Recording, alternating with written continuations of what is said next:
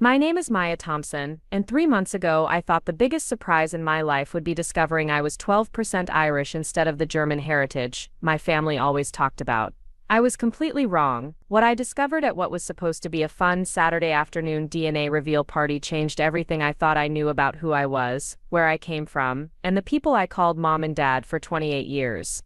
Before we jump back in, tell us where you're tuning in from, and if this story touches you, make sure you're subscribed, because tomorrow I've saved something extra special for you.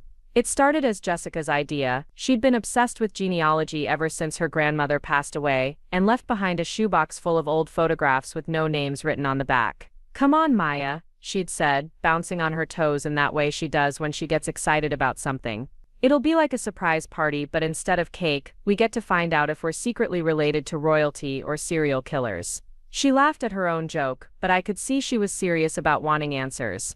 The plan was simple. 6 of us from college would each take a DNA test, wait for the results, and then gather at Jessica's place in Scottsdale for what she called a heritage reveal party. She'd even made custom t-shirts that said "Who's your DNA D" in glittery letters that she was way too proud of. Looking back now, those shirts seem almost mocking, like the universe was setting up the cruelest punchline imaginable. The morning I spit into that little plastic tube, I was sitting at my kitchen table in my Tempe apartment, still wearing the oversized Arizona State t-shirt I'd slept in. The instructions seemed straightforward enough: no food or drink for an hour before, fill the tube to the line, screw on the cap, shake it up and mail it off. I remember thinking it was weird how something so simple could unlock decades of family history. I sealed it in the prepaid envelope and dropped it in the mailbox on my way to work, not giving it another thought for weeks. My life in Phoenix was exactly what I'd planned it to be after graduating from ASU. I worked as a marketing coordinator for a mid-sized advertising agency downtown, spent my weekends hiking South Mountain or lounging by the community pool at my apartment complex, and had dinner with my parents every Sunday at their house in Chandler. David and Linda Thompson had given me everything a daughter could ask for: a stable childhood, college tuition paid in full, unwavering support for every dream I'd ever chased, and enough love to make me feel like the luckiest person in Arizona. Dad worked as an electrician for the city, and Mom managed the front office at a pediatric dental practice. They'd been married for 32 years, met at a bowling alley when they were both 21, and still held hands during movies. Our family photos lined the hallway of their ranch-style house, showing camping trips to Sedona, my high school graduation, birthday parties, and Christmas mornings. It was the kind of family that people write greeting cards about: wholesome and uncomplicated and real. The only unusual thing about my childhood, if you could even call it that, was how often we moved when I was little. According to family stories, we'd lived in Flagstaff until I was 4, then Phoenix, then briefly in Tucson, then back to Phoenix for good. Mom always said Dad's work required the moves, and I never questioned it. Kids don't question things like that, they just adapt and assume whatever their parents tell them is normal. I'd always looked like them, or at least that's what everyone said. I had Dad's green eyes and Mom's straight brown hair, though mine was darker. People at the grocery store or parent-teacher conferences would comment on how much I resembled Linda, especially when I smiled. I took those observations as fact, never thinking to examine the details too closely. Why would I? These were my parents, my family, my entire foundation. The DNA results arrived on a Tuesday in early March. I was at work when the email notification popped up on my phone: "Your ancestry results are ready." I felt a little flutter of excitement, remembering Jessica's party was still 5 days away. I decided to wait and open them with everyone else, like we'd planned. That restraint, that decision to wait, sometimes feels like the last moment of my old life. Saturday afternoon arrived with the kind of perfect Arizona weather that makes you remember why people move here. Jessica's backyard was set up like a miniature festival, with string lights hung between the palm trees, a folding table covered in snacks, and a kiddie pool filled with ice and beer. She'd even created individualized envelopes for each of us to put our printed results in, decorated with our names in metallic markers. It was exactly the kind of over-the-top celebration that made Jessica who she was. The 6 of us gathered around her patio table as the sun started to set behind the mountains. There was me, Jessica, our friends Ryan and Amanda from college, plus 2 of Jessica's coworkers I'd met a few times before. Everyone was laughing and making jokes about what we might discover. Ryan was convinced he'd find out he was descended from Vikings. Amanda was hoping for some exotic ancestry that would explain her love of spicy food. Jessica wanted confirmation that her family's stories about Italian heritage were true.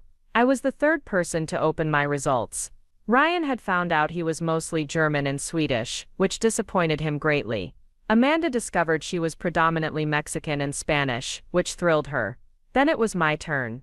I tore open the envelope with everyone watching, pulled out the folded papers, and started reading aloud. "Okay, let's see what we've got here," I said, scanning the first page. Ethnicity estimate, 52% Northern European, which tracks with what we thought. 28%, wait. I stopped reading and looked at the paper more carefully. Something was wrong with the numbers. They didn't look right. "What is it?" Jessica asked, leaning over to see.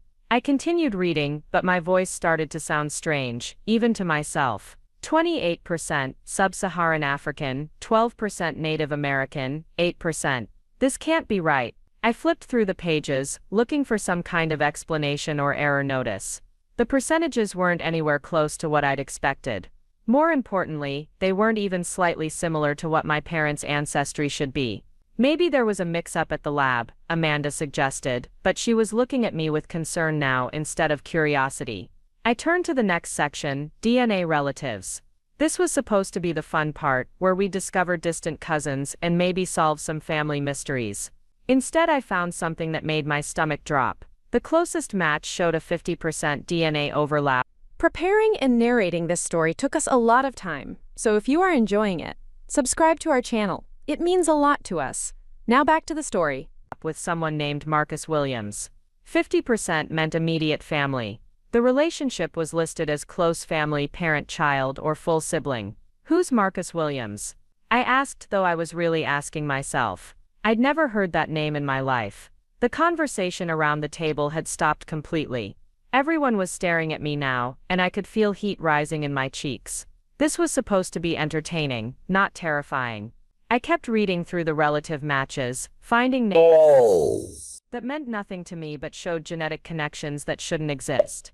Karen Williams, listed as a potential aunt or half-sibling. Patricia Williams, possible grandmother or great-aunt. A whole family tree of people I'd never met but was apparently related to. "Maybe you should call your parents," Jessica suggested quietly. The party atmosphere had completely evaporated, replaced by the kind of tension that makes everyone uncomfortable. I nodded, trying to process what I was looking at. The results were clearly wrong, had to be wrong, because the alternative was impossible. I'd grown up with David and Linda Thompson. They were at my birth, raised me, loved me, taught me to drive, helped me with homework, celebrated every birthday and milestone. These results were just a mistake, a laboratory error that would be embarrassing to tell my parents about later but ultimately meaningless. But as I sat there in Jessica's backyard, surrounded by friends who didn't know what to say, I realized I was already starting to doubt everything I thought I knew about myself. The percentages were too specific, too detailed to be a simple mix-up. And that 50% match with Marcus Williams felt like a neon sign pointing toward a truth I wasn't ready to face. I folded the papers back up and put them in my purse, forcing a smile that probably looked as fake as it felt. "You're right," I told Jessica. "I'll figure this out with my parents tomorrow. Probably just a lab error." Everyone nodded and agreed, but the party never recovered its energy. We went through the motions of celebrating Ryan's Viking disappointment and Amanda's spice-loving genetics, but the mood had shifted. I left earlier than planned, claiming a headache that wasn't entirely fabricated. During the drive home to my apartment, I kept telling myself it was a mistake. Labs made errors all the time. Maybe someone else's DNA got mixed up with mine. Maybe the sample was contaminated. Maybe the whole ancestry testing industry was less reliable than their marketing suggested. These were logical explanations, reasonable doubts, and I clung to them like life preservers. But I couldn't shake the image of that 50% match with Marcus Williams. 50% was too precise, too significant to dismiss. It meant I shared half my genetic material with someone whose name I'd never heard before, someone who should be my parent or sibling if the science was correct. That night, I spread the DNA results across my coffee table and read through them again, more carefully this time. The technical details were overwhelming, full of chromosome segments and genetic markers that meant nothing to me. But the basic facts were clear. According to this test, I was genetically connected to a family named Williams, and I shared virtually no DNA with anyone named Thompson. I tried calling my parents' house 3 times before remembering they'd gone to Sedona for the weekend, one of their regular getaways to the bed and breakfast where they'd spent their honeymoon. I'd have to wait until Sunday to ask them about the results, which gave me 2 days to spiral into increasingly wild theories about what might have happened. Sleep was impossible. I lay in bed staring at the ceiling, running through every family story I'd ever been told, looking for cracks or inconsistencies I might have missed. The moves when I was little, the lack of extended family on both sides, the way my parents had always been vague about specific details from my early childhood. Things that had seemed perfectly normal before now felt suspicious, like pieces of a puzzle I'd never realized I was supposed to be solving. By Sunday morning, I'd convinced myself that I was being ridiculous. DNA tests weren't infallible. Families didn't just lie about fundamental things like parentage.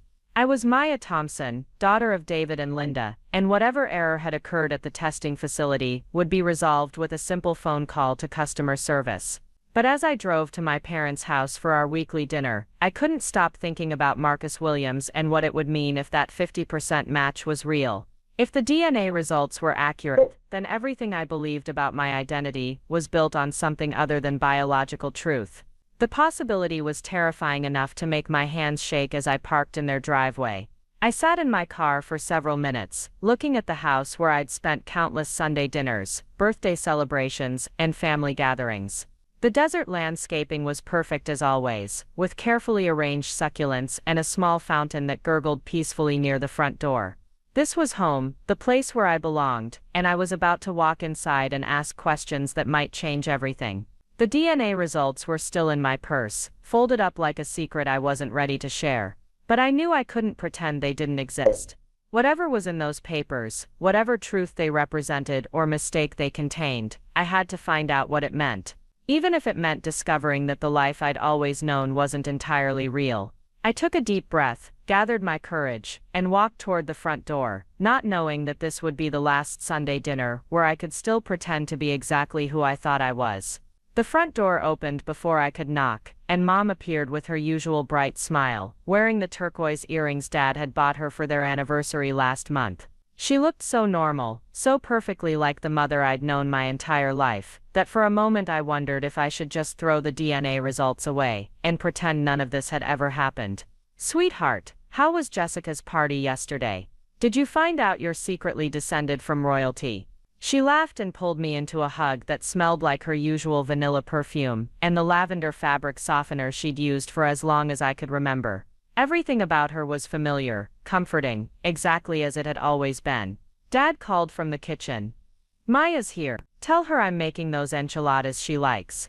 His voice carried the same warmth it always did, the sound of a man who was genuinely happy to see his daughter.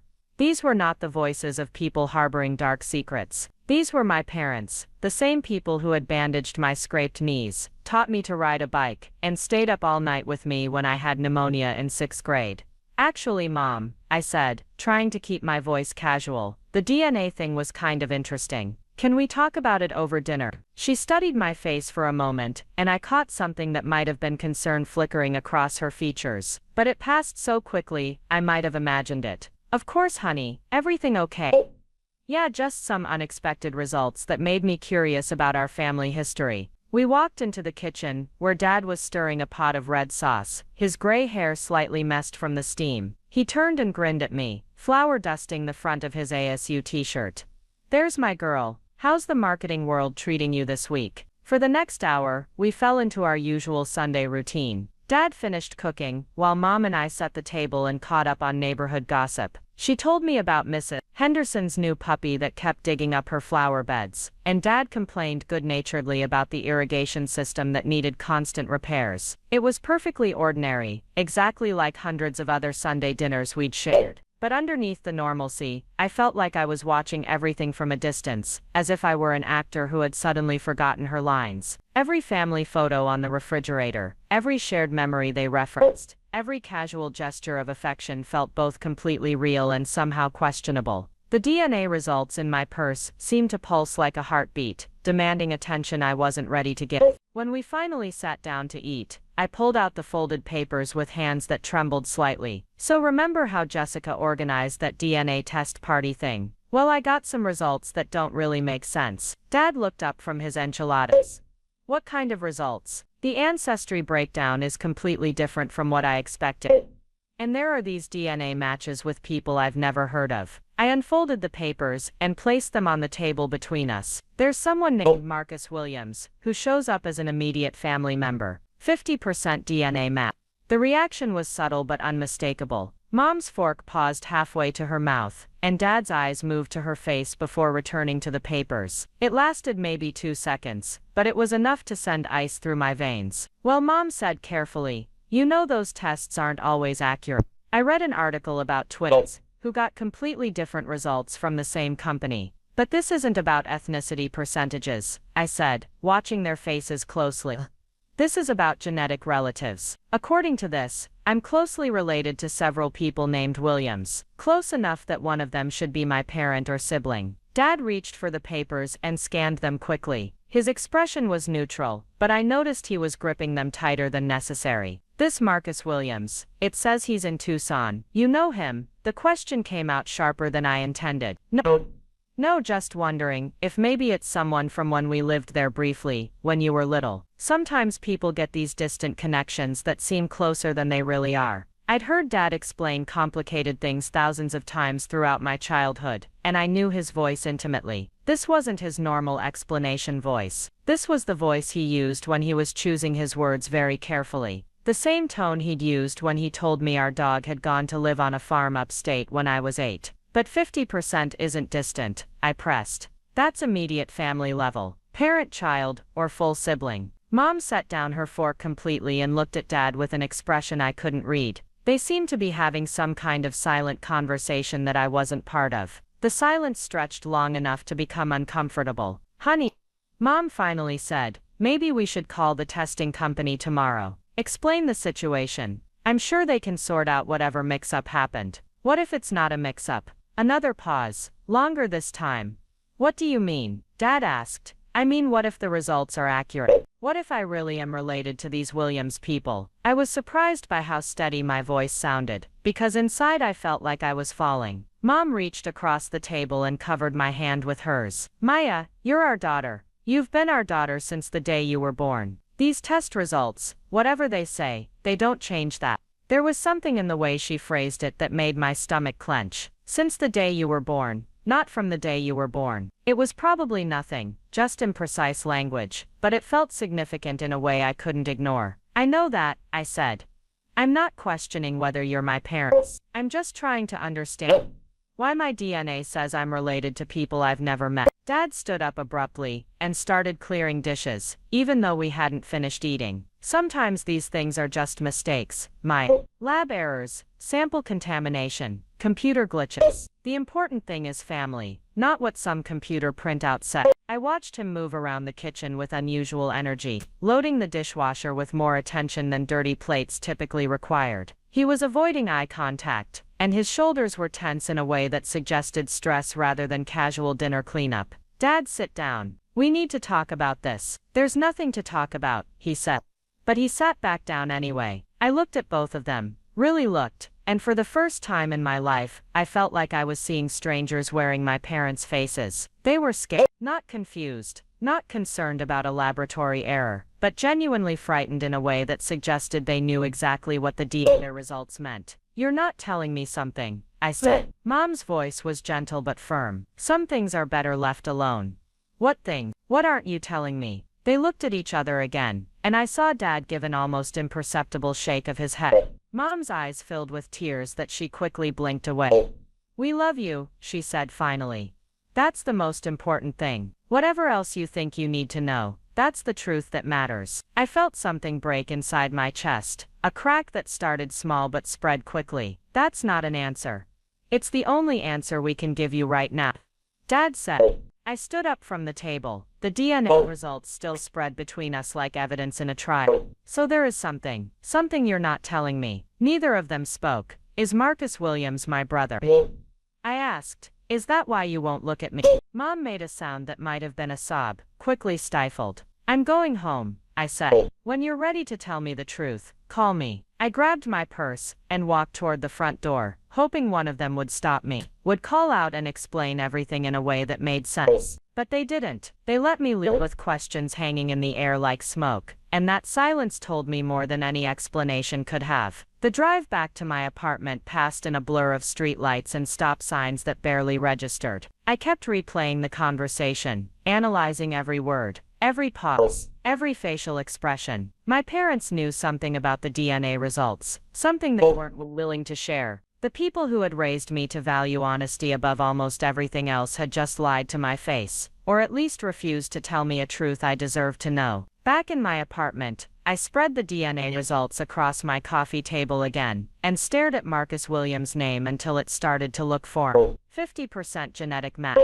Brother or parent. Someone who shared half my chromosomes but had never been part of my life. I opened my laptop and created an account on the DNA company's website, where I could access more detailed information about my genetic relative. Marcus Williams had a public profile with a photo, a man who looked to be in his early 30s. Yes, with dark hair and green eyes that were unmistakably similar to mine. His profile said he lived in Tucson and worked as a high school math teacher. He looked like me, not in the way people sometimes say family members resemble each other, but in a way that was undeniable and startling. We had the same nose, the same jawline, the same slightly crooked smile. If someone had shown me his photo without context, I would have assumed he was a cousin I'd never met. I clicked through his family tree, which was public, and found Karen Williams listed as his mother. Her photo showed a woman in her 50s with graying brown hair and kind eyes. She looked like someone who might work as a nurse or elementary school teacher, someone's favorite aunt, or the neighbor who always had fresh cookies. She looked like someone I should know. According to the family tree, Karen Williams had been born in Flagstaff in 1970. Flagstaff, where my parents said we'd lived when I was little. The coincidence felt too precise to be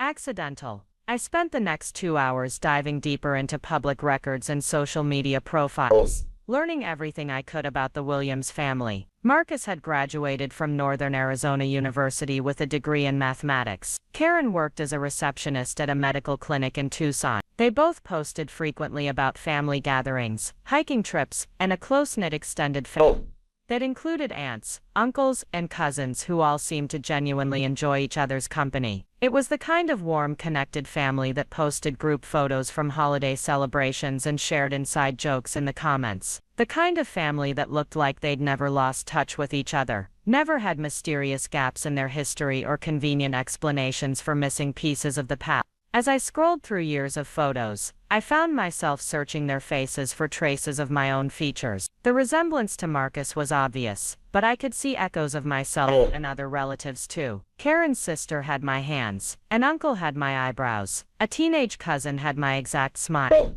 By midnight, I had mapped out 3 generations of the Williams family tree and confirmed that they were all exactly who they appeared to be, a normal Arizona family with roots going back decades, steady jobs, and no apparent secrets or mystery. They were everything my own family had always seemed to be, except they had the genetic proof to back it up. I closed my laptop and tried to process what I'd learned. Either the DNA test was catastrophically wrong in multiple ways, or I was somehow connected to this family in a way that made no biological sense given my upbringing. The evidence was pointing toward one conclusion that I wasn't ready to accept, that David and Linda Thompson might not be my biological parents. The thought was absurd. I had baby photos, childhood memories, 28 years of shared experiences. I had their love, their guidance, their genetic traits visible in my own face. Except now that I was looking more carefully, I wasn't sure about those genetic traits anymore. My green eyes could have come from Marcus Williams just as easily as from David. My hair color was actually closer to Karen Williams than to Mom. I went to the bathroom and stared at myself in the mirror, the same mirror where I'd examined my reflection thousands of times throughout my life. Tonight, for the first time, I looked like a stranger. The face staring back at me belonged to someone who might be a Williams instead of a Thompson, someone whose entire identity might be built on a foundation that wasn't quite solid.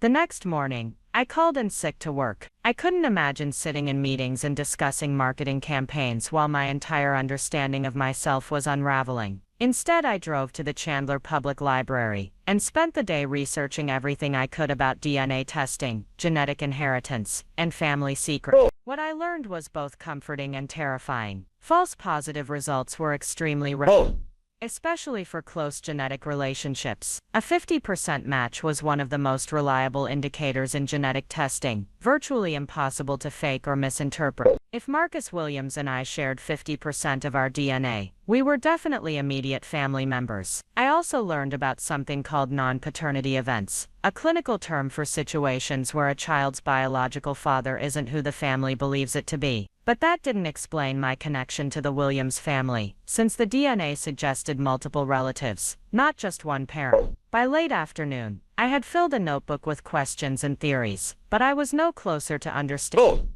what had actually happened. The only people who could give me real answers were my parents, and they had made it clear they weren't ready to provide them. I drove home feeling like I was caught between two different realities. In one reality, I was Maya Thompson, beloved daughter of David and Linda, living the life I'd always known and understood. In the other reality, I was someone else entirely, a person with genetic connections to strangers, and a history that had been hidden from me for reasons I couldn't begin to imagine. That evening, I did something I'd never done before. I doubted my parents' love, not their current love, which I knew was real and deep and unwavering. But I wondered about the beginning, about the circumstances that had brought me into their lives, about the decisions they'd made, and the truths they'd chosen to keep from me. For the first time since Saturday's DNA party, I allowed myself to consider the possibility that everything I thought I knew about my origins might be wrong. The idea was terrifying, but it was also strangely liberating. If my identity wasn't what I'd always believed, then maybe I had the chance to discover who I really was, even if that discovery meant losing the certainty I'd always taken for granted.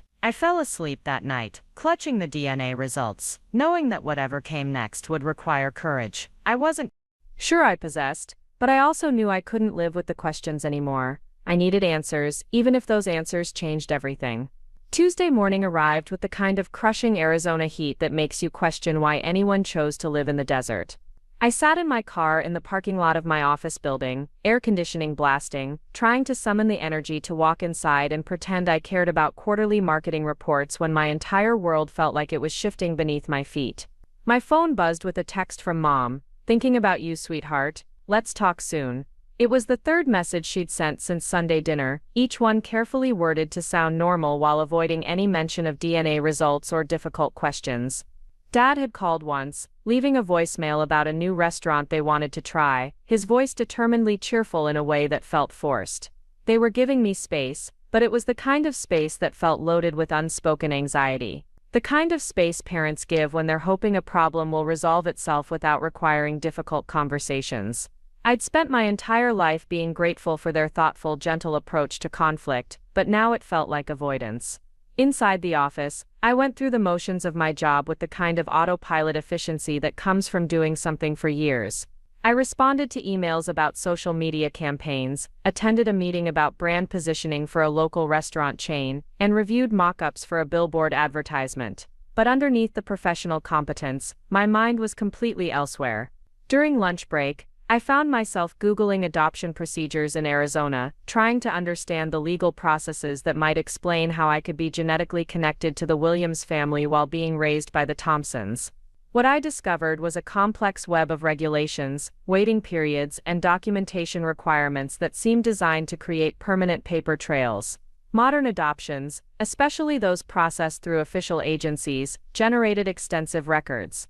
Birth certificates, court documents, agency files, medical histories, and background checks created layers of documentation that were difficult to falsify or lose completely. The more I read, the less likely it seemed that any legitimate adoption could have occurred without leaving traces I could follow. But I also learned about informal adoptions, family arrangements, and situations where children were transferred between relatives or close friends without formal legal processes. These kinds of arrangements, especially those that occurred decades ago, might not have created the same extensive paper trails. They might explain how someone could grow up believing one thing about their parentage while genetic testing revealed something completely different. The research was fascinating and terrifying in equal measure. Each article I read opened new possibilities while eliminating others. By the end of my lunch hour, I had a legal pad covered with notes about documentation, timelines, and procedures, but I was no closer to understanding my specific situation. Back at my desk, I made a decision that felt both inevitable and reckless. I was going to contact Marcus Williams directly. If he was really my brother, as the DNA results suggested, then he might have answers that my parents weren't willing to provide. It was a violation of every boundary I'd ever respected about family privacy, but I was past the point of polite restraint. The DNA website had a messaging system that allowed genetic relatives to contact each other. I spent an hour crafting and deleting messages, trying to find words that would explain my situation without sounding completely insane. How do you tell a stranger that you might be their long-lost sister when you're not even sure you believe it yourself? Finally, I settled on something simple. Hi Marcus, my name is Maya Thompson, and according to our DNA results we're closely related. I'm trying to understand my family history, and wondered if you might be willing to talk. I know this is unusual, but I'd appreciate any insight you might have. I hit send before I could change my mind, then immediately regretted the decision. What if he thought I was some kind of scammer? What if he contacted my parents before I was ready? What if he knew something about my origins that would shatter whatever remained of my sense of identity? The response came faster than I expected. Within 2 hours, my phone buzzed with a notification from the DNA website. Marcus Williams had replied, "Maya, I've been wondering when you might reach out. Yes, we should definitely talk.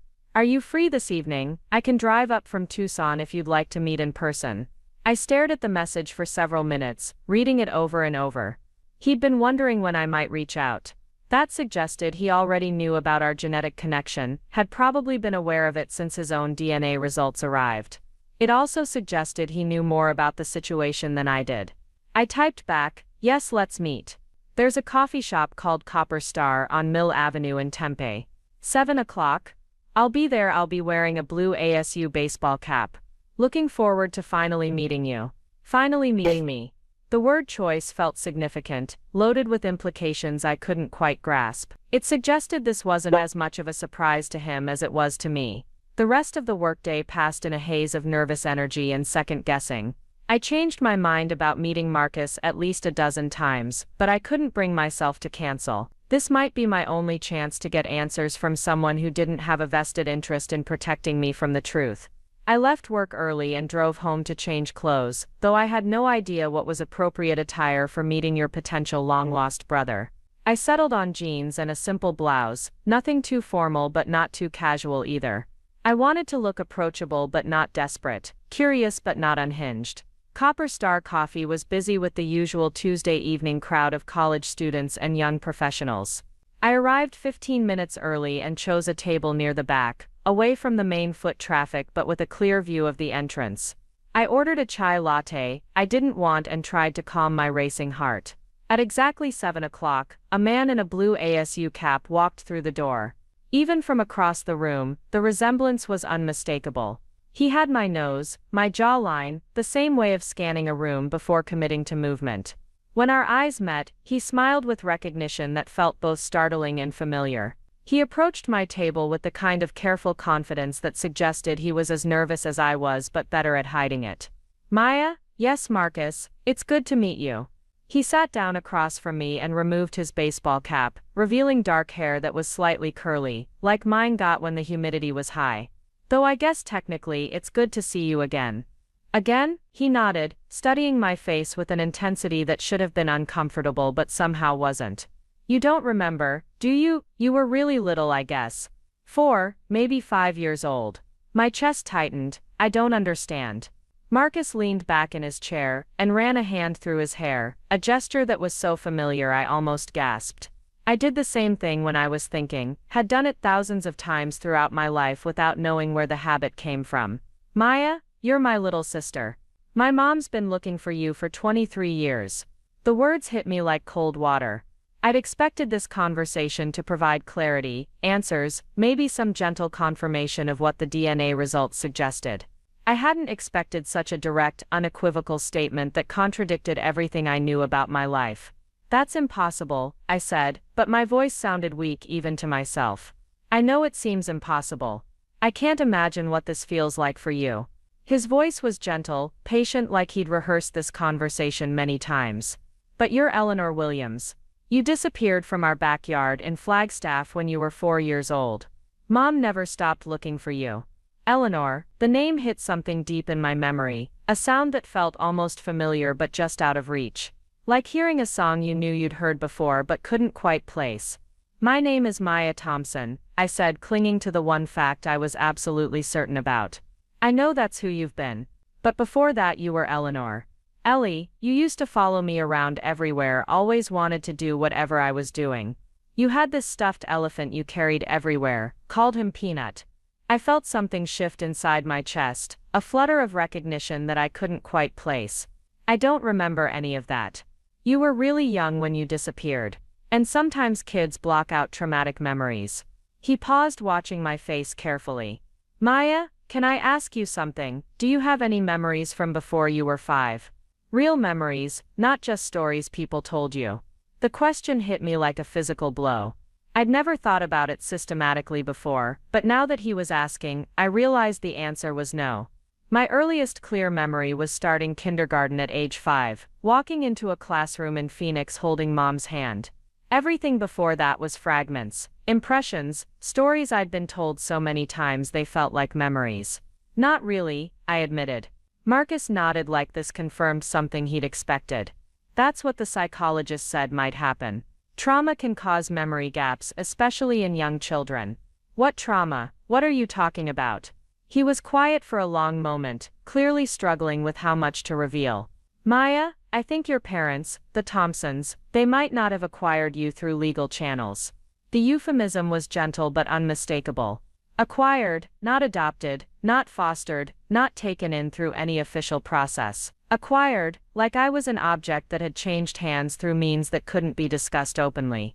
You're saying they kidnapped me. I don't know the details.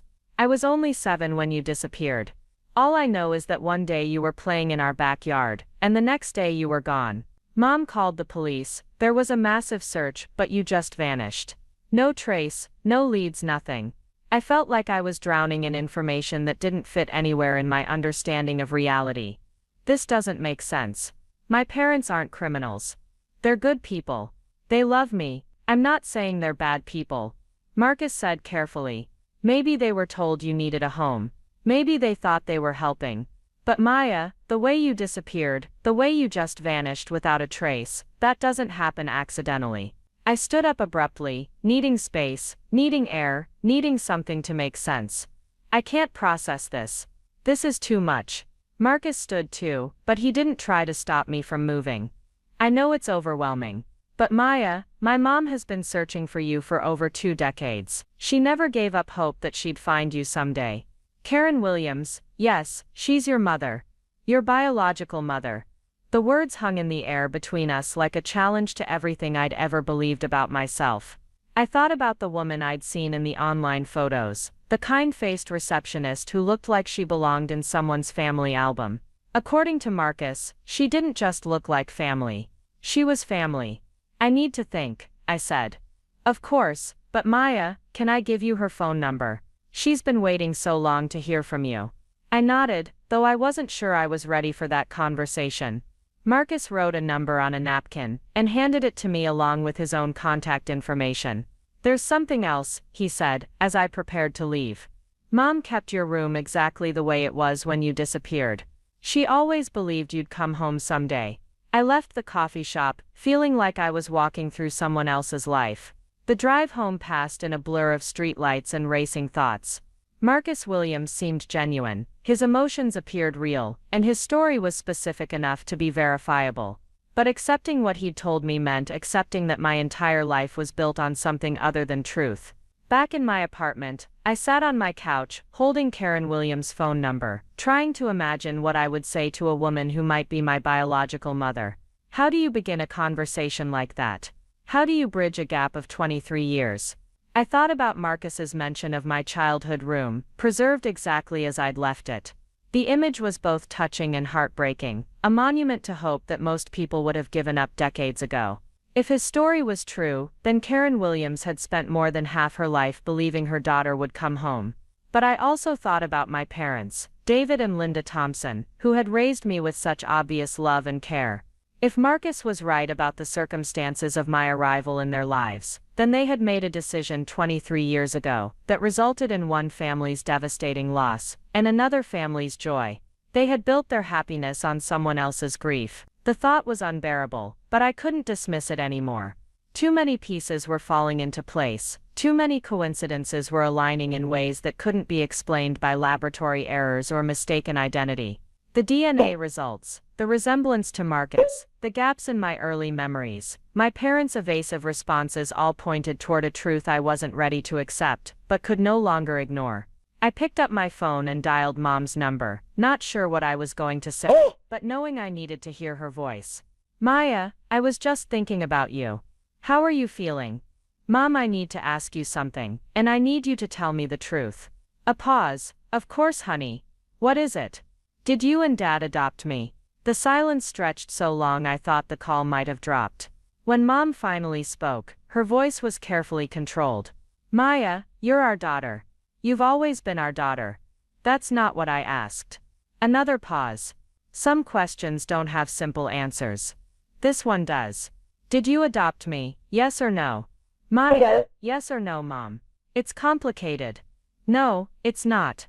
Either there's legal documentation of my adoption, or there isn't. Either you're my biological parents, or you're not." I heard her take a shaky breath. "Can we talk about this in person? Some conversations are too important for the phone." "Are David and Linda Thompson my biological parents?" The question hung in the air like a sword. When Mom finally answered, her voice was barely a whisper. "No." The word hit me like a physical blow, even though I'd been expecting it. Hearing the confirmation out loud made it real in a way that speculation and DNA results couldn't. Everything I'd believed about my identity, my origins, my family history was wrong. Who are my biological parents? "Maya, please, come home. Let us explain everything. Tell me now. I can't do this over the phone. Please, sweetheart, come home, and let us tell you the whole story." I ended the call without saying goodbye, my hands shaking too badly to hold the phone steady. The conversation had lasted less than 2 minutes, but it had confirmed what I'd been afraid to believe. I wasn't Maya Thompson, at least not originally. I was someone else, someone who had been separated from her biological family under circumstances that my adoptive parents weren't willing to discuss openly. The apartment felt too small, too quiet, too full of questions I wasn't ready to face. I grabbed my keys and drove aimlessly through Phoenix, past strip malls and housing developments, trying to process what I'd learned and what it meant for every relationship I'd ever had. Somewhere in Tucson, a woman named Karen Williams was probably waiting by her phone, hoping her daughter would call after more than 2 decades of silence. Somewhere in Chandler, David and Linda Thompson were probably sitting in their living room, trying to figure out how to explain decisions they'd made when I was too young to remember. And somewhere between those two realities, I was driving through the desert night, trying to figure out who I was supposed to be now that I knew who I'd always thought I was, wasn't entirely true. I spent the next 3 days, avoiding everyone who cared about me. I called in sick to work, ignored texts from Jessica asking about weekend plans, and let my parents' increasingly worried voicemails pile up without response. Instead, I drove to places where no one knew me. A hiking trail in South Mountain, a bookstore in Scottsdale, a diner in Glendale, where I sat alone drinking coffee and trying to piece together a puzzle that seemed to have too many missing pieces. On Friday morning, I finally worked up the courage to call the number Marcus had given me.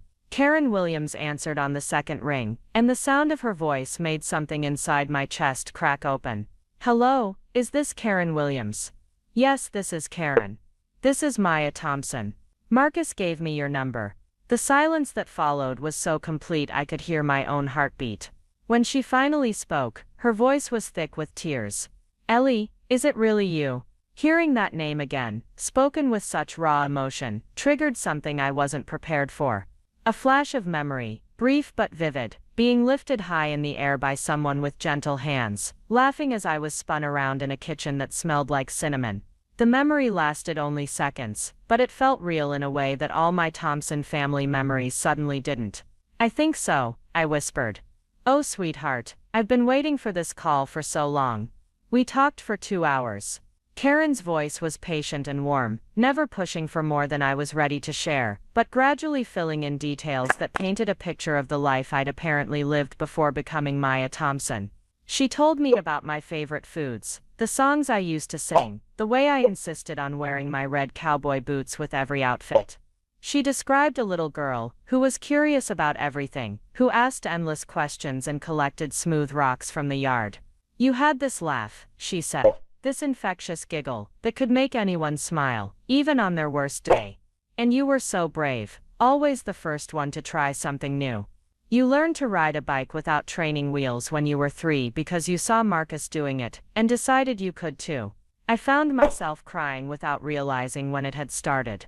These weren't my memories, but they felt like stories about someone I should have been, someone I might have been, if my life hadn't taken such an unexpected turn. What happened the day I disappeared? Karen's voice became careful, measured. You were playing in the backyard, while I was making lunch. We had a swing set back there, and you loved the monkey bars even though you were still too small to reach them easily. I went inside to answer the phone. It was my sister calling about our mother's birthday party. I couldn't have been gone more than 5 minutes. And when you came back, you were just gone. The gate was still latched. There was no sign of struggle, no indication of which direction you might have gone. It was like you'd simply vanished. I thought about what Marcus had implied, about the circumstances of my disappearance not being accidental. Do you think someone took me? The police investigated every possibility. They interviewed neighbors, checked with registered sex offenders in the area, put out Amber Alerts. But there were no witnesses, no evidence, no leads of any kind. After a few months, the active investigation was scaled back, but I never stopped looking. How did you look? Every way I could think of. I hired private investigators when I could afford them. I posted your picture on missing children websites. I drove to Phoenix and Tucson and Flagstaff, showing your photo to anyone who would look at it. I joined support groups for parents of missing children. I never gave up believing that someday I'd find you. The dedication in her voice was overwhelming. This woman had spent 23 years searching for a daughter who had been living 2 hours away, going to school, growing up, building a life under a different name. The tragedy of that near miss felt enormous. Karen, I need to ask you something, and I need you to be honest with me. Of course, do you think David and Linda Thompson knew I was missing when they took me in? The pause was long enough to be an answer in itself. I don't know, sweetheart. I've thought about that question for years, and I honestly don't know. Maybe they were told you were abandoned, or that your parents couldn't care for you. Maybe someone lied to them too. It was a generous interpretation, more forgiving than I probably deserved, after the pain my absence had caused. But it also acknowledged a possibility. I desperately wanted to believe that my parents weren't villains in this story, just people who had made decisions based on incomplete or false information. Would you like to meet? Karen asked gently. I know this is overwhelming, and I don't want to push you into anything you're not ready for, but I'd love to see you, to talk in person. I'd like that too. We arranged to meet the next day at a restaurant in Scottsdale, neutral territory that would give us both the option to leave if the meeting became too intense. After we hung up, I sat in my apartment feeling like I was balanced on the edge of 2 different lives, not sure which direction I was supposed to follow. That evening, I finally returned my parents' calls. Dad answered, and his relief was audible. Maya, thank God, we've been so worried about you. I talked to Karen Williams today. The silence stretched long enough to become uncomfortable. I see, he said finally. She told me about the day I disappeared. About the 23 years she spent looking for me. Maya, there are things about that situation that you don't understand. Then explain them to me. Can you come over? This isn't a conversation for the phone. An hour later, I was sitting at my parents' kitchen table again, but everything felt different now. The family photos on the refrigerator looked like evidence instead of memories. The comfortable familiarity of the space felt tainted by the knowledge that my presence here had come at someone else's devastating cost. Mom's eyes were red and swollen, like she'd been crying for days. Dad looked older than I'd ever seen him, his shoulders carrying a weight that seemed to have appeared overnight. We never meant for anyone to get hurt. Mom said before I could ask any questions. But someone did get hurt. Karen Williams lost her daughter. Dad nodded heavily. We know that now. We didn't know it then. What did you know then? They looked at each other with the kind of silent communication that comes from decades of marriage, trying to decide how much truth I was ready to handle. There was a man, Dad said finally. A friend of a friend who knew we were hoping to adopt. We'd been on waiting lists for years, but we were too old for most agencies, and the process was so expensive and complicated. This man told us about a little girl who needed a home. Mom continued. He said your mother was very young, unable to care for you, and that she wanted a good family to raise you, but couldn't afford the legal costs of formal adoption. He said it was better to handle it privately. Dad added, less bureaucracy, less trauma for everyone involved. He said your mother specifically requested that there be no contact, that she wanted to start fresh and didn't want reminders of what she saw as a mistake. I felt sick listening to their explanation. So you just took someone's word for all of this? You never verified any of it. We wanted to believe it, Mom said quietly. We wanted a child so badly, and you were this beautiful, sweet little girl who seemed to need parents. It felt like fate. What about my birth certificate? My social security number? How did you handle the legal documentation? Dad's voice became even cold. The man said he could arrange all of that. He had connections with people who could make sure everything was properly documented. Forged, you mean? We didn't ask too many questions about the details. Mom admitted, we should have, but we didn't want to jeopardize the opportunity. I stared at them, trying to reconcile the people I'd always seen as models of integrity with the story they were telling me. They had knowingly participated in what amounted to child trafficking, even if they'd convinced themselves it was something more benign. Did it ever occur to you that I might have been kidnapped? Not at first, Dad said. You seemed happy enough, maybe a little confused, but not traumatized. You didn't cry for anyone, didn't ask about going home. We thought that confirmed what we'd been told about your situation. And later, Mom's voice broke. Later when you were older, and we loved you so much, we couldn't bear the thought that we might have to give you back. We told ourselves that they were better off with us, that we could give you things your biological family couldn't. You told yourselves a lot of things, I said, surprised by the anger in my own voice. Yes, Dad said simply. We did. We sat in silence for several minutes, the weight of their confession settling between us like a physical presence. These people had raised me, loved me, given me every advantage they could provide. They had also stolen me from another family, and built their happiness on someone else's grief. What happened to the man who arranged everything? He disappeared about a year later, Dad said. We tried to contact him a few times when you started school, and we needed additional documentation, but he was just gone. Do you remember his name? Henderson. But that might not have been his real name. I filed that information away, though I doubted it would lead anywhere useful after so many. Mom said, reaching across the table to touch my hand. We know what we did was wrong. We've known it for years. But we love you, and we can't regret having you in our lives, even if the circumstances were terrible. I pulled my hand away. Karen Williams regrets not having me in her life. She's spent 23 years wondering if her daughter was alive, wondering if she'd ever see me again. We know, Dad said, and we're sorry for that pain. But we can't undo what was done. You could have told me the truth years ago. You could have helped me find my biological family, and lose you. Mom's voice was raw with pain. We couldn't risk that, so you chose to let Karen Williams suffer instead. They had no answer for that, because there wasn't a good answer. They had made a selfish choice, prioritizing their own happiness over the grief of a stranger. It was human and understandable, and completely unforgivable. I stood up from the table, feeling like I was leaving something behind that I could never recover. I'm meeting Karen tomorrow, I said. Are you going to tell her about us? Dad asked. I don't know yet. Mom said, whatever happens next, please know that every day of the last 23 years has been a gift.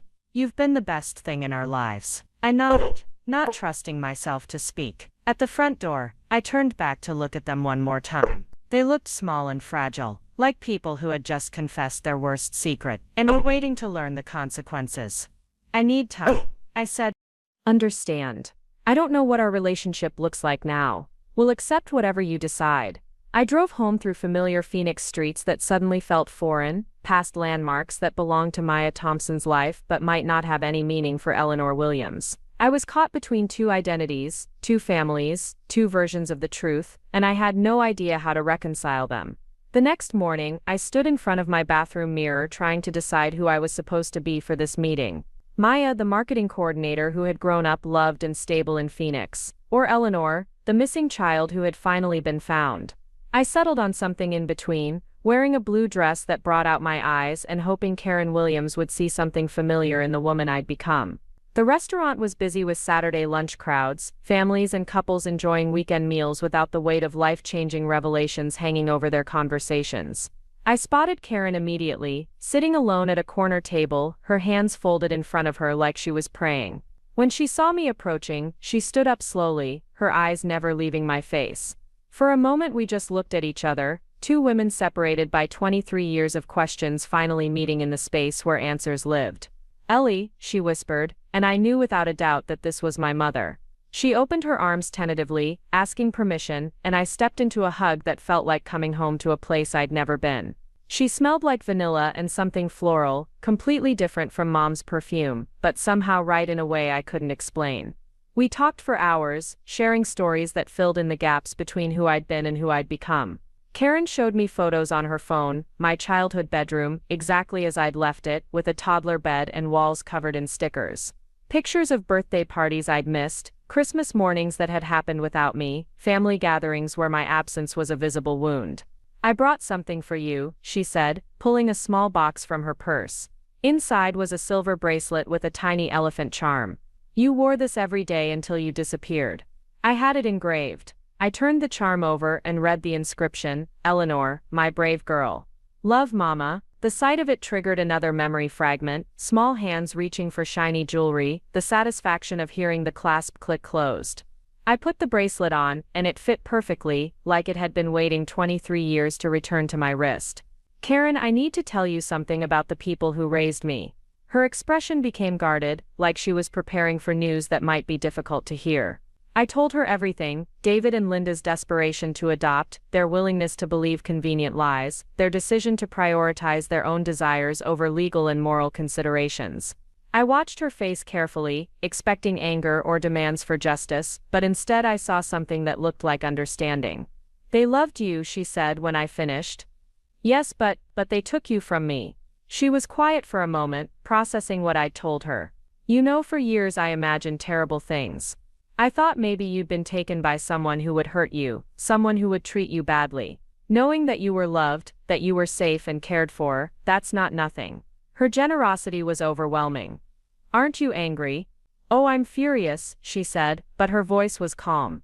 "I'm angry about every birthday I missed, every bedtime story I didn't get to read, every scraped knee I wasn't there to kiss better.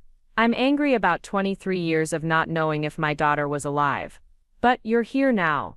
You're safe, you're healthy, you're this incredible woman I get to know. I can be angry about what was taken from me, and grateful for what I'm getting back."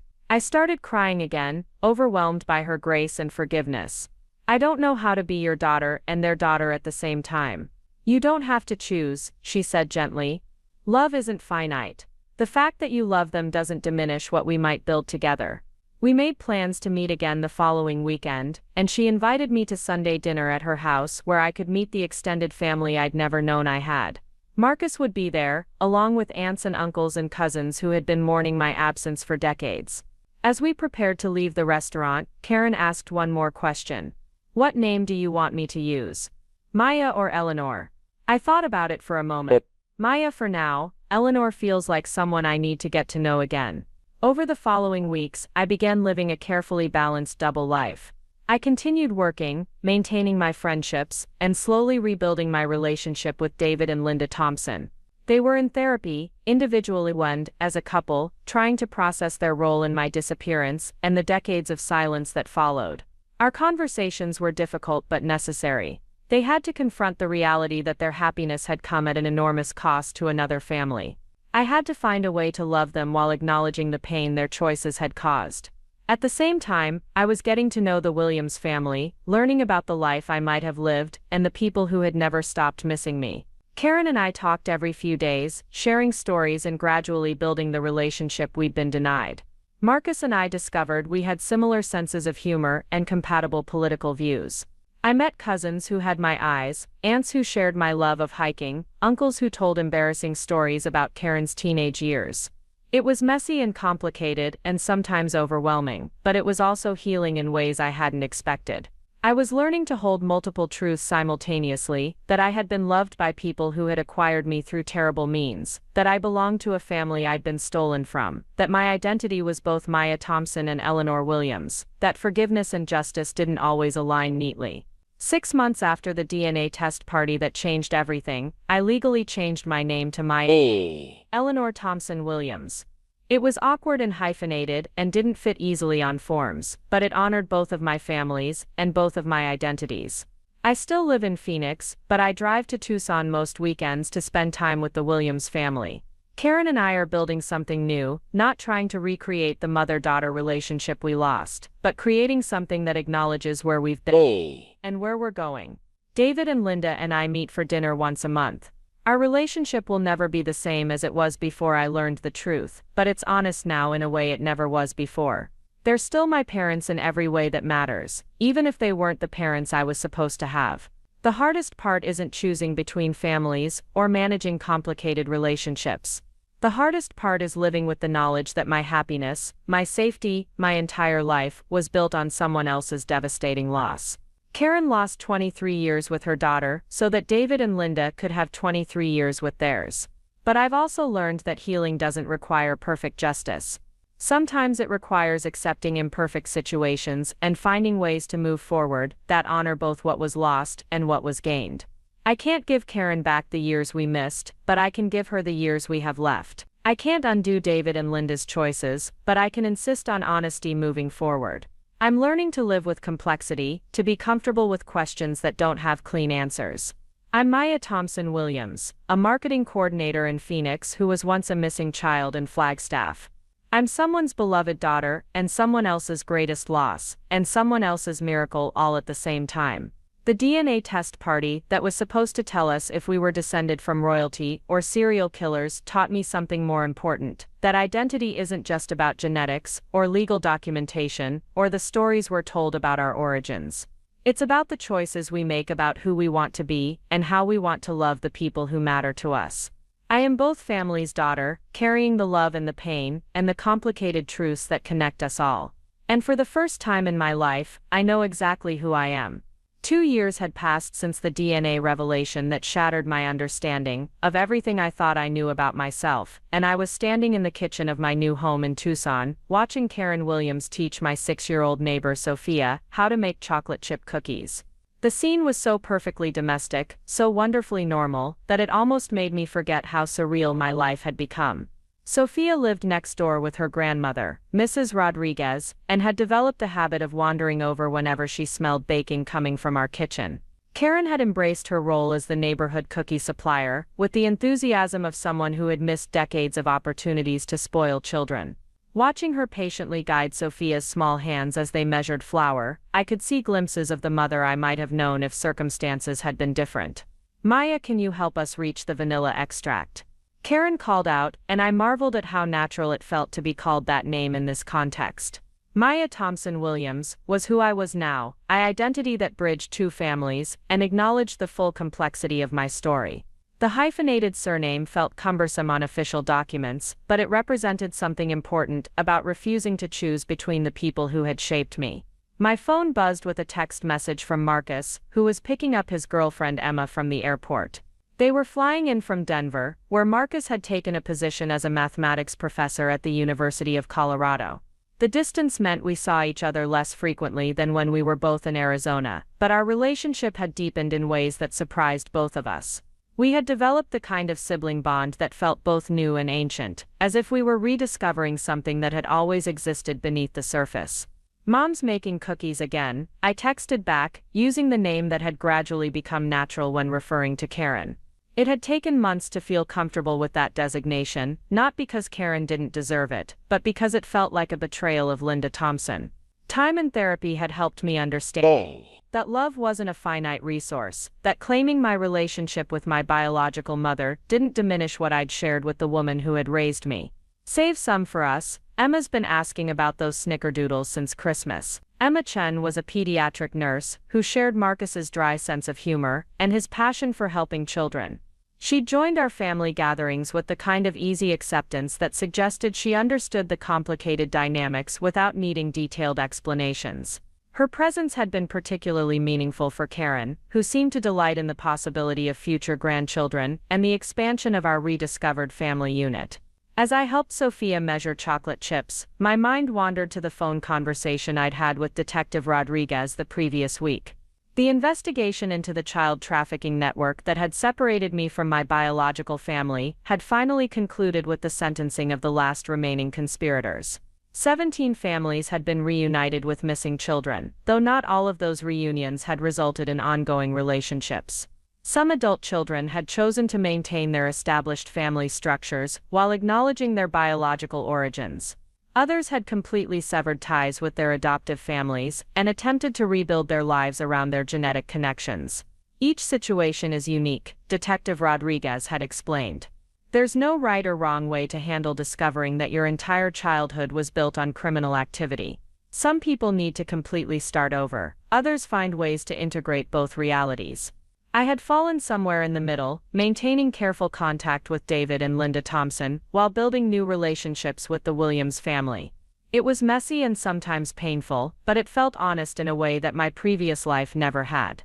The Thompsons were serving their community service sentences at a nonprofit organization that supported families of missing children, work that was both appropriate penance and genuinely helpful to people dealing with similar traumas. My relationship with them had evolved into something that resembled friendship more than traditional parent-child dynamics. We met for dinner once every few months, exchanged birthday cards and holiday greetings, and maintained the kind of polite but genuine affection that acknowledged our shared history while accepting its complicated foundation. Linda had started therapy to process her role in my disappearance, and David had become an advocate for adoption reform, using his experience to help other couples avoid the mistakes they had made. "They love you," Karen had said after one of my visits to Phoenix. "I can see it in the way they talk about you, the way they light up when you call. I used to hate them for taking you away from me, but I'm grateful now that you were with people who genuinely cared about your well-being." Her generosity continued to amaze me. The woman who had lost 24 years with her daughter had somehow found the grace to be thankful that those years had been spent with loving, if misguided parents rather than in a situation that might have caused real harm. It was a perspective that had taken me longer to develop, and one that had required extensive therapy to achieve. Dr. Sarah Martinez, the trauma specialist I'd been seeing since the media circus surrounding my case had died down, had helped me understand that healing didn't require forgiveness in any traditional sense. Instead, it required acceptance of complexity and the development of coping strategies for living with multiple competing truths.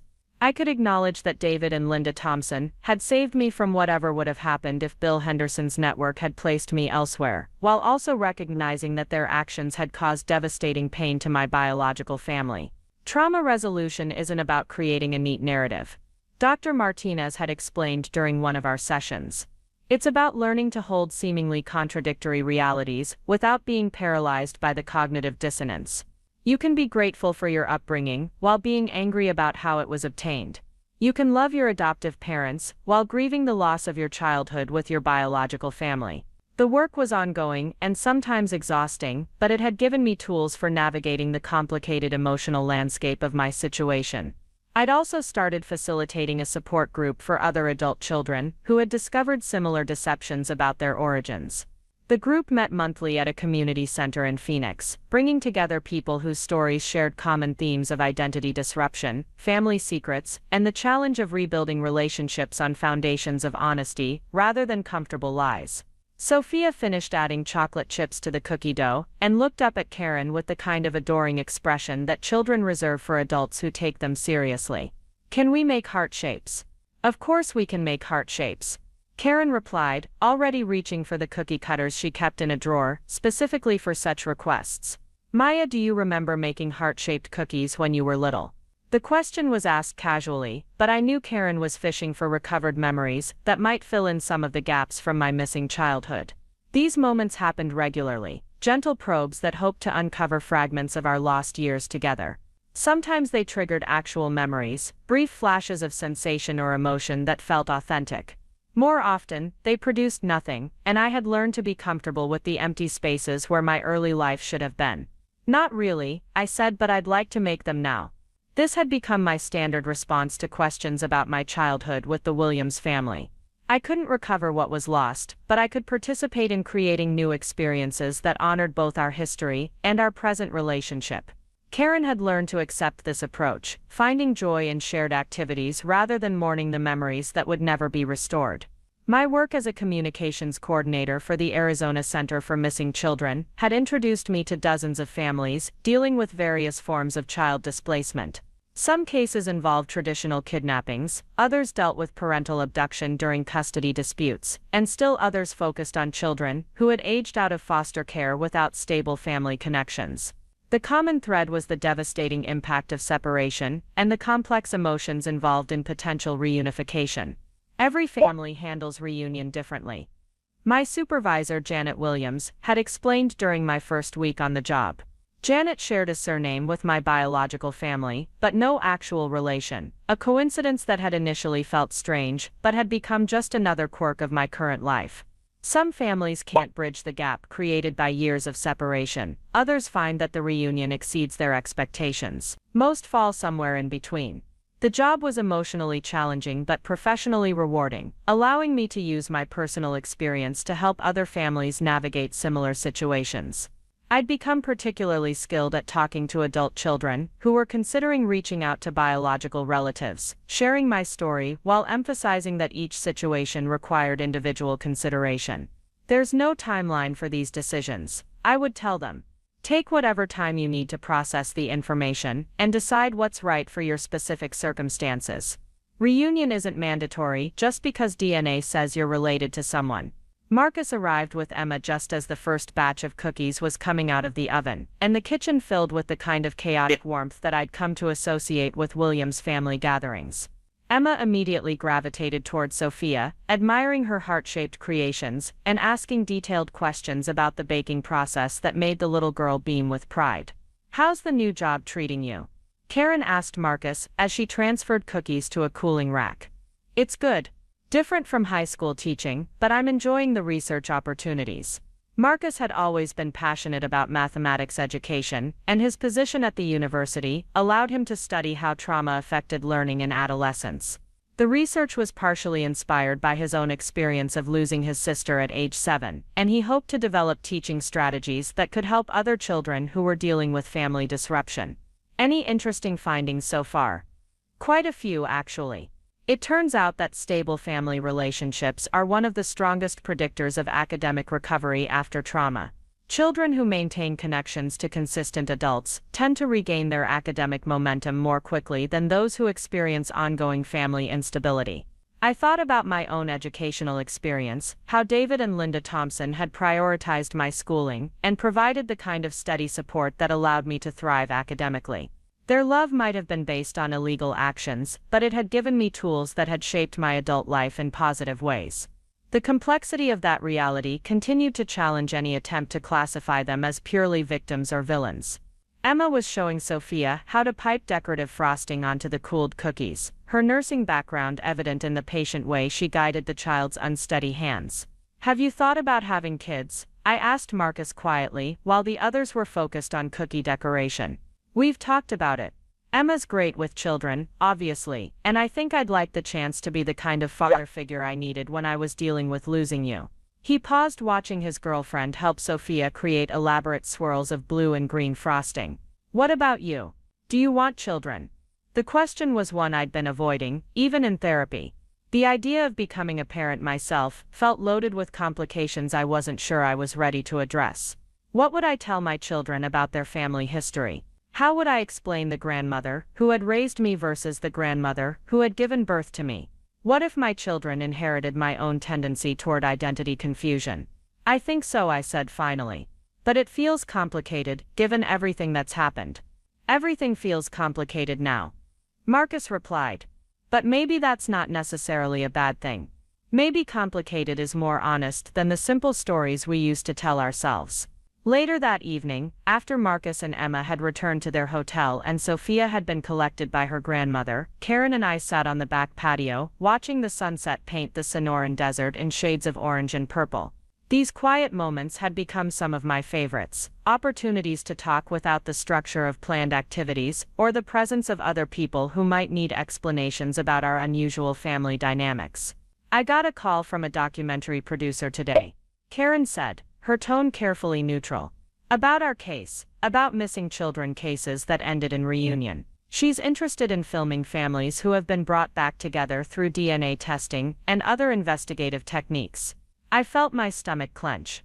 The media attention during the initial investigation and trial had been overwhelming, and I'd been grateful when public interest had finally moved on to other stories. The idea of inviting cameras back into our lives, of having our private healing process transformed into entertainment content, felt deeply uncomfortable. "What did you tell her?" "That I'd need to discuss it with you and Marcus before making any decisions. But Maya, I think it might be worth considering." Why? Karen was quiet for a moment, choosing her words carefully.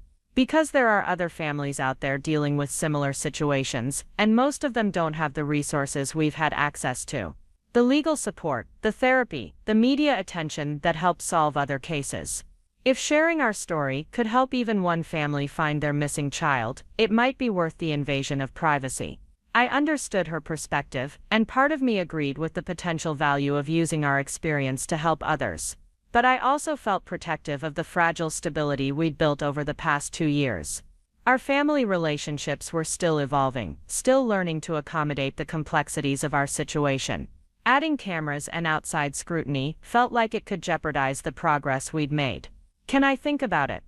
"Of course, there's no pressure from me either way. I just wanted you to know about the opportunity." That night, I called Dr. Martinez to discuss the documentary proposal and my conflicted feelings about participating. She listened patiently as I outlined my concerns about privacy, family stability, and the potential for our story to be sensationalized or misrepresented. "What feels most important to you right now?" she asked when I finished explaining the situation. "Protecting the relationships we've built, making sure that Marcus and Emma feel comfortable, that Karen doesn't get overwhelmed by attention, that David and Linda don't get further vilified by media coverage. Those are all valid concerns. But I also hear something else in your voice when you talk about this." "What is it?" I thought for a moment before answering. "I guess I feel like our story could help other people, but I'm afraid of what participation might cost us personally." "That's a reasonable fear.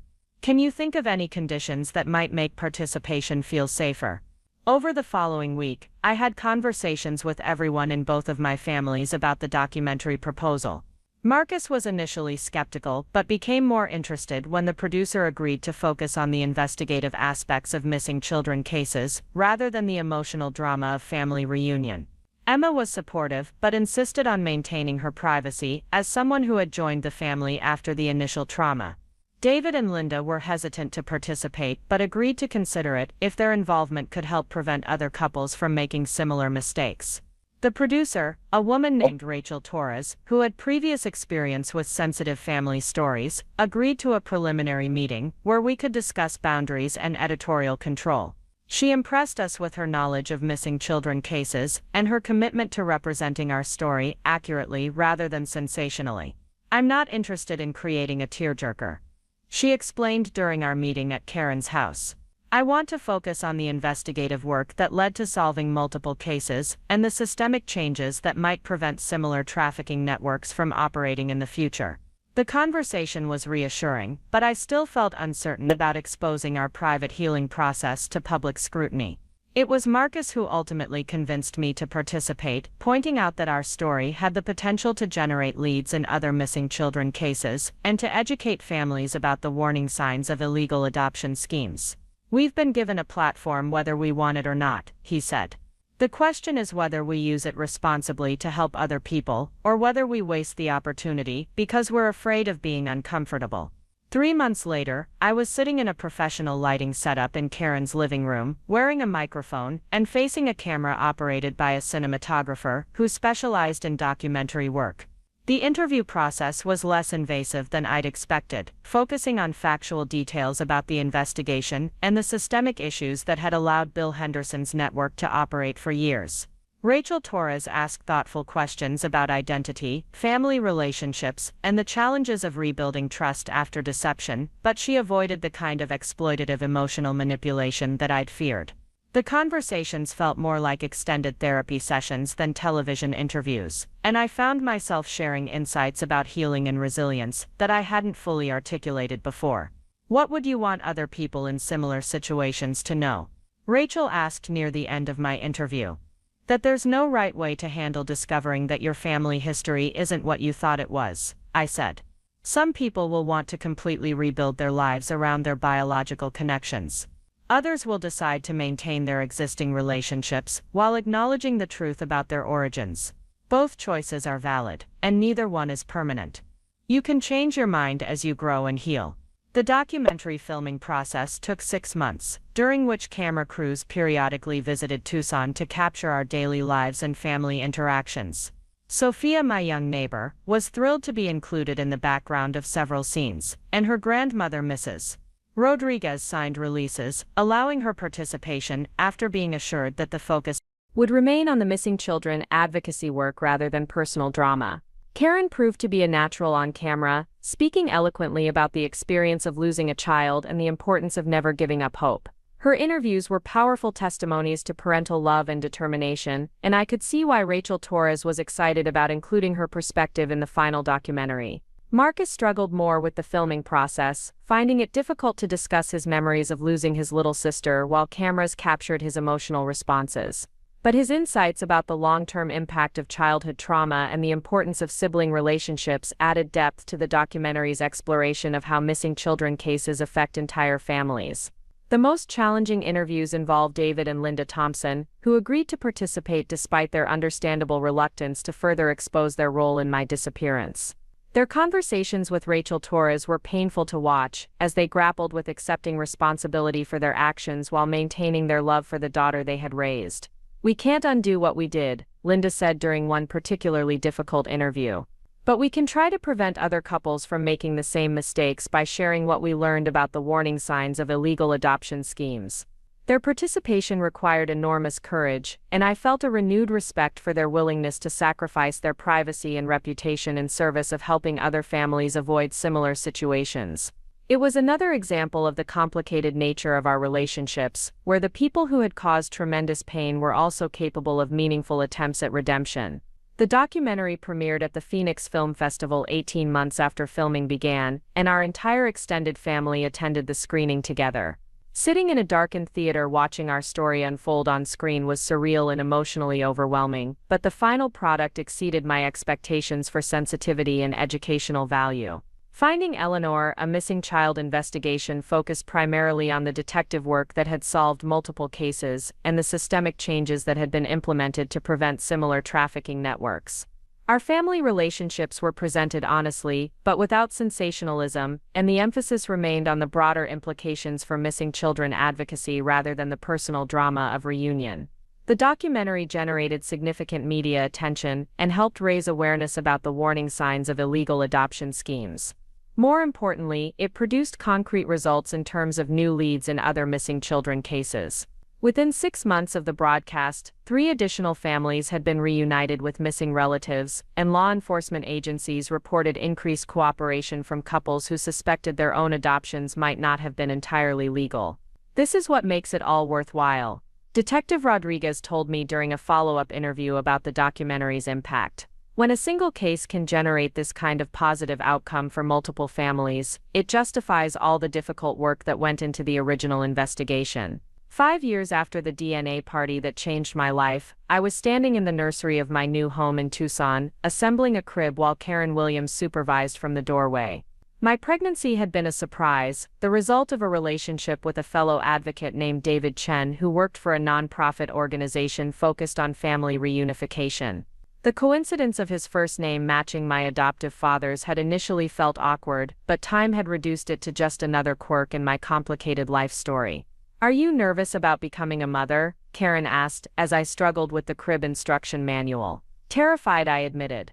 What if I don't know how to love a child properly? What if I pass on some kind of identity confusion to my daughter? Maya, you've spent the last 5 years learning how to build healthy relationships in incredibly difficult circumstances. You've developed skills for handling complexity and maintaining connections with people who love you in different ways. Those are exactly the skills that make someone a good parent. The baby kicked as if responding to our conversation, and I placed my hand on my swollen belly, marveling at the life growing inside me. This child would grow up knowing her full family history from the beginning, with relationships to both the Williams and Thompson sides of her extended family. She would never experience the identity disruption that had defined my adult life, but she would inherit the complexity that came with being part of a family built on both love and trauma. What are you going to tell her about all of this? Karen asked, voicing the question I'd been contemplating for months. The truth, adapted for her developmental stage, that families are complicated, that love doesn't always follow legal or biological lines, that sometimes the people who hurt us are also people who care about us.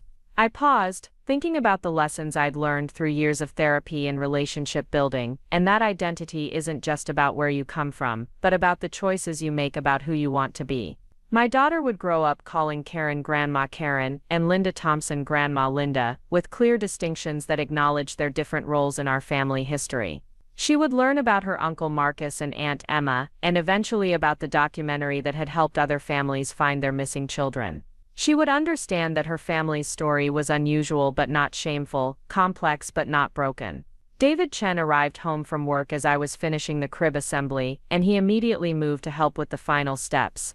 His patient, methodical approach to complicated tasks was one of the qualities that had initially attracted me to him, along with his understanding of family trauma and his commitment to helping children maintain connections to their cultural and biological heritage. "How did the pediatrician appointment go?" he asked, placing his hands on my belly to feel for movement. "Everything looks good. She's measuring right on schedule, and Dr. Williams thinks we're looking at a delivery sometime in the next 2 weeks." Sarah Williams, my obstetrician, shared yet another surname connection with my biological family, though this one was purely coincidental. The universe seemed to enjoy these small ironies, constantly reminding me of the ways that names and identities could be both meaningful and arbitrary. That evening, I called Marcus and Emma in Denver to update them on the pregnancy progress and to finalize their travel plans for the birth. They had become the kind of siblings I'd never expected to have, providing support and perspective that helped me navigate the ongoing challenges of maintaining relationships with multiple families. "Are you ready for this?" Emma asked during our video call. "I don't think anyone's ever really ready to become a parent," I replied, "but I'm ready to try."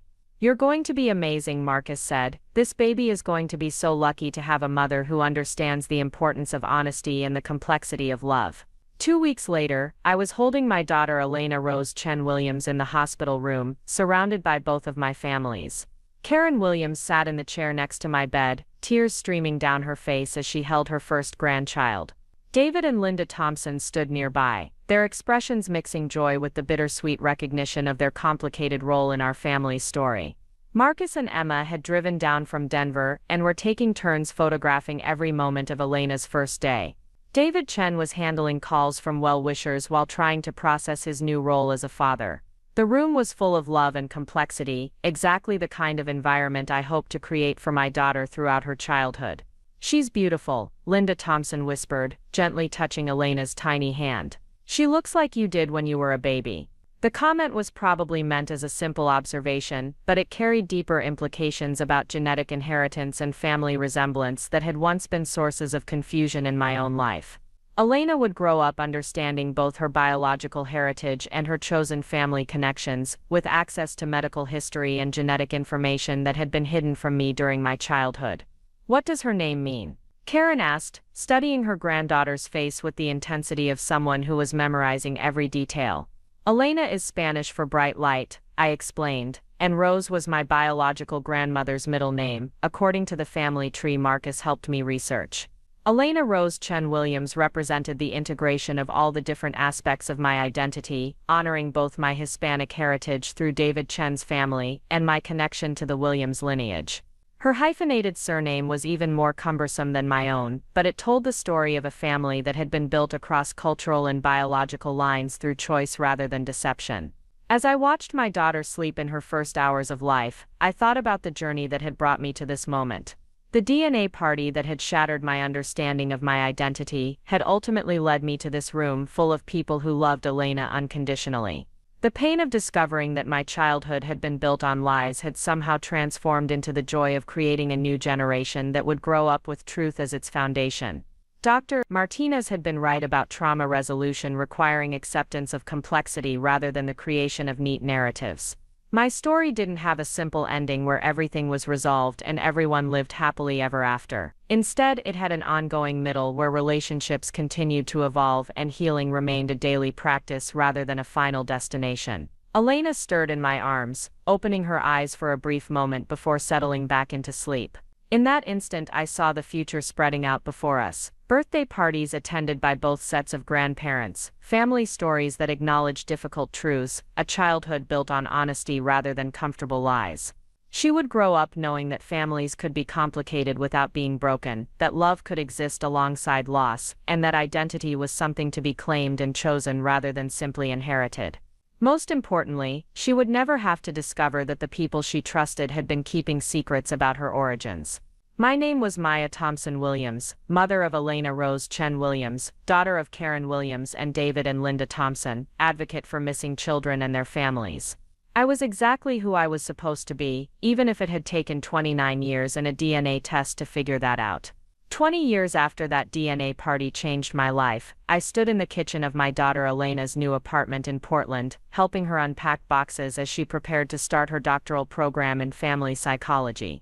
At 26, she had already established herself as a respected researcher in trauma recovery, with a particular focus on identity reconstruction after family disruption. "Mom, look at this," Elena said, pulling a framed photo from one of the boxes. It was a picture from her college graduation 5 years earlier, showing our entire extended family gathered together: Karen Williams, now 88, but still sharp and engaged; David and Linda Thompson, in their late 70s, but determined to remain part of Elena's life; Marcus and Emma, with their 3 children, David Chen with his characteristic proud smile, and me standing in the center of a group that represented 2 decades of intentional relationship building. "I want to put this on my desk at the university," Elena continued. "When I'm working with families dealing with reunion situations, I want them to see that complex relationships can work if everyone is committed to honesty and healing." Elena's dissertation research focused on intergenerational trauma transmission and recovery, examining how families could break cycles of deception and build healthier communication patterns. Her work was being funded by the National Institute of Mental Health, and several major universities had already expressed interest in her findings. "Have you decided what you want to focus on for your postdoctoral work?" I asked, admiring the way she had already made the small apartment feel like home. "I'm thinking about developing intervention protocols for families dealing with DNA discovery situations," she said. "There are so many people finding out about adoptions, paternity issues, and family secrets through genetic testing, but there aren't standardized therapeutic approaches for helping them process those revelations." It was exactly the kind of work that would honor our family's experience while serving a broader purpose.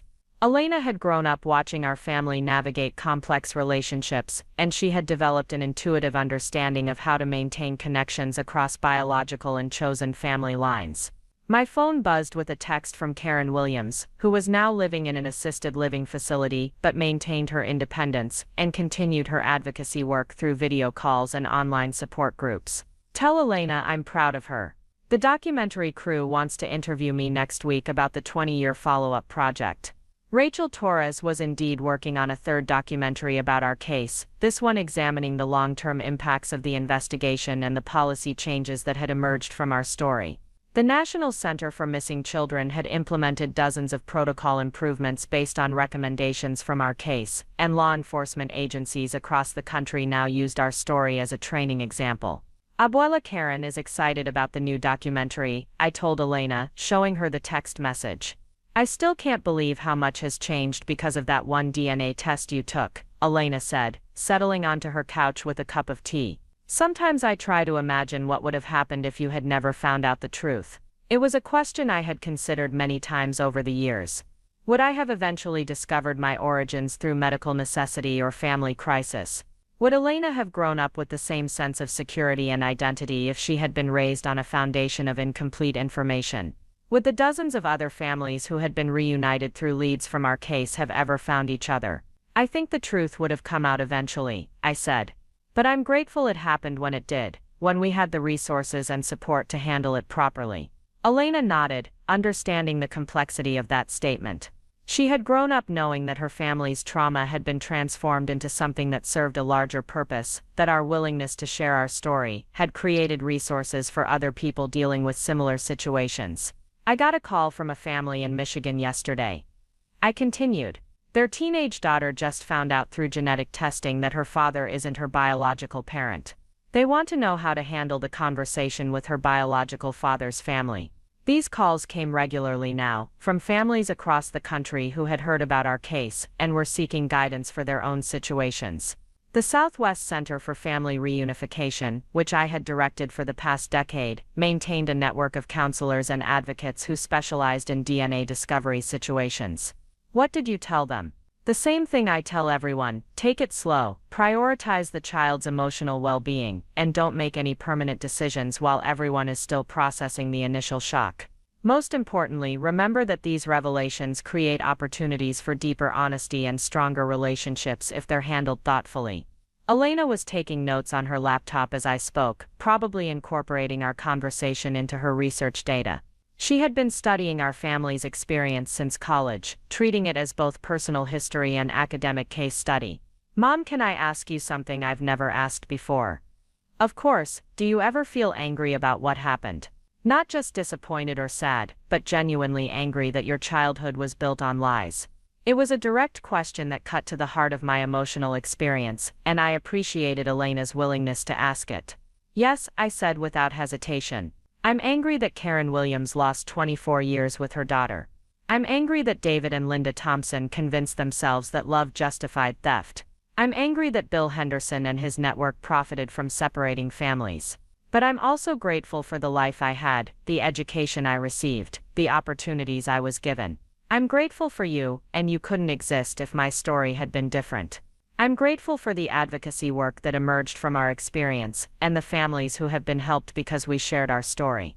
Elena nodded, understanding that complex emotions didn't need to be resolved into simple categories. She had grown up learning that it was possible to hold multiple feelings simultaneously, that healing didn't require choosing between gratitude and anger. That evening, we video called with the rest of our extended family for our monthly check-in, a tradition that had started during the pandemic and had continued as a way of maintaining connections across geographical distances. Karen Williams joined from her assisted living facility, Marcus and Emma connected from Denver with their teenagers, and David Chen called in from a conference in San Francisco, where he was speaking about immigration and family separation. I have news, Marcus announced once everyone was on the call. The university has approved my sabbatical proposal. I'm going to spend next year traveling to different countries to study how various cultures handle family reunification after separation. That's wonderful, Karen said, her face lighting up with pride. Your research has already helped so many families here. It will be amazing to see how it can be applied internationally. As we talked about travel plans and research opportunities, I reflected on how far our family had come from that devastating DNA revelation 20 years earlier.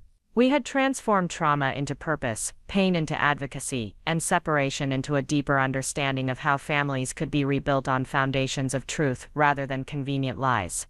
When the call ended, Elena and I sat in comfortable silence, processing the conversation and enjoying the peaceful evening in her new city.